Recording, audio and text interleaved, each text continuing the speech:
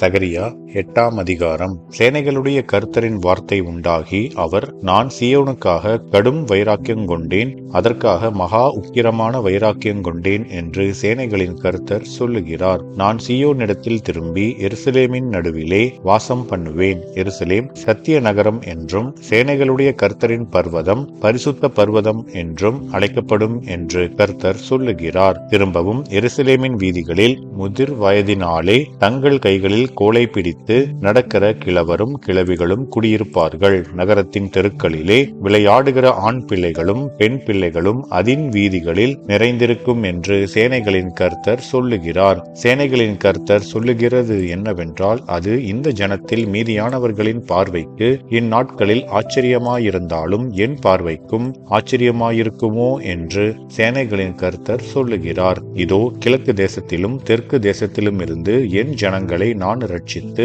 அவர்களை அழைத்து கொண்டு வருவேன். அவர்கள் எருசலேமின் நடுவிலே குடியிருப்பார்கள். அவர்கள் எனக்கு உண்மையும் நீதியுமான ஜனமாயிருப்பார்கள். நான் அவர்களுக்கு தேவனாயிருப்பேன் என்று சேனைகளின் கர்த்தர் சொல்லுகிறார். சேனைகளுடைய கர்த்தரின் வீடாகிய ஆலயம் கட்டப்படும்படிக்கு அதன் அஸ்திபாரங்கள் போடப்பட்ட நாள் முதற்கொண்டிருக்கிற தீர்க்கதரிசிகளின் வாயினால் இந்த வார்த்தைகளை இந்நாட்களில் கேட்டு வருகிறவர்களே, உங்கள் கைகள் திடப்பட கடவது என்று சேனைகளின் கர்த்தர் சொல்லுகிறார். இந்நாட்களுக்கு முன்னே மனுஷனுடைய வேலையால் பலனும் இல்லை, மிருக ஜீவனுடைய வேலையால் பலனும் இல்லை. போகிறவனுக்கும் வருகிறவனுக்கும் நெருக்கிடை நிமித்தம் சமாதானமும் இல்லை. எல்லா மனுஷரையும் ஒருவரை ஒருவர் விரோதிக்க செய்தேன். இப்போதோ இந்த ஜனத்தில் மீதியானவர்களுக்கு நான் முந்தின நாட்களில் இருந்தது போல இருக்க மாட்டேன் என்று சேனைகளின் கர்த்தர் சொல்லுகிறார். விதைப்பு சமாதானம் உள்ளதாயிருக்கும். திராட்சை செடி தன் கனியை தரும், பூமி தன் பலனை தரும், வானம் தன் பணியை தரும். இந்த ஜனத்தில் மீதியானவர்கள் இதையெல்லாம் சுதந்திரிக்க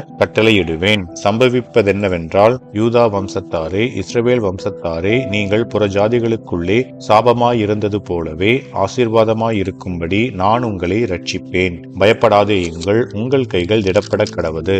சேனைகளின் கர்த்தர் சொல்லுகிறது என்னவென்றால், உங்கள் பிதாக்கள் எனக்கு கோபமூட்டின போது நான் உங்களை தண்டிக்க நினைத்து மனம் மாறாமல் இருந்தது போல இந்நாட்களில் எருசலேமுக்கும் யூதாவுக்கும் நன்மை செய்யும்படி திரும்ப நினைத்தேன். பயப்படாதேயுங்கள். நீங்கள் செய்ய வேண்டிய காரியங்கள் என்னவென்றால், அவனவன் பிறனோடே உண்மையை பேசுங்கள். உங்கள் வாசல்களில் சத்தியத்துக்கும் சமாதானத்துக்கும் ஏற்க நியாயந்தீருங்கள். ஒருவனும் பிறனுக்கு விரோதமாய் தன் இருதயத்தில் தீங்கு நினையாமலும் பொய்யானையின் மேல் பிரியப்படாமலும் இருங்கள். இவைகளெல்லாம் நான் வெறுக்கிற காரியங்கள் என்று கர்த்தர் சொல்லுகிறார். சேனைகளுடைய கர்த்தரின் வார்த்தை எனக்கு உண்டாகி, அவர் 4ஆம் மாதத்தின் உபவாசமும் 5ஆம் மாதத்தின் உபவாசமும் 7ஆம் மாதத்தின் உபவாசமும் 10ஆம் மாதத்தின் உபவாசமும் யூதா வம்சத்தாருக்கு மகிழ்ச்சியாகவும் சந்தோஷமாகவும் நல்ல பண்டிகைகளாகவும் மாறிப்போகும்.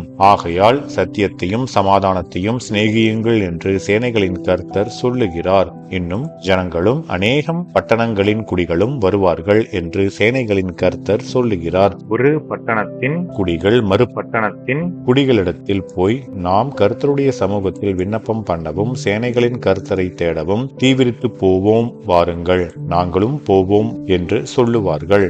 அநேக ஜனங்களும் பலத்த ஜாதிகளும் எருசலேமிலே சேனைகளின் கர்த்தரை தேடவும் கர்த்தருடைய சமூகத்தில் விண்ணப்பம் பண்ணவும் வருவார்கள். அந்நாட்களில் பலவித பாஷைக்காரராகிய புறஜாதியாரில் 10 மனுஷர் ஒரு யூதனுடைய வஸ்திர தொங்கலை பிடித்துக் கொண்டு, தேவன் உங்களோடே இருக்கிறார் என்று கேள்விப்பட்டோம், ஆகையால் உங்களோடே கூட போவோம் என்று சொல்லி அவனை பற்றிக் கொள்வார்கள் என்று சேனைகளின் கர்த்தர் சொல்லுகிறார் என்றார் என்பதே. ஆமென்.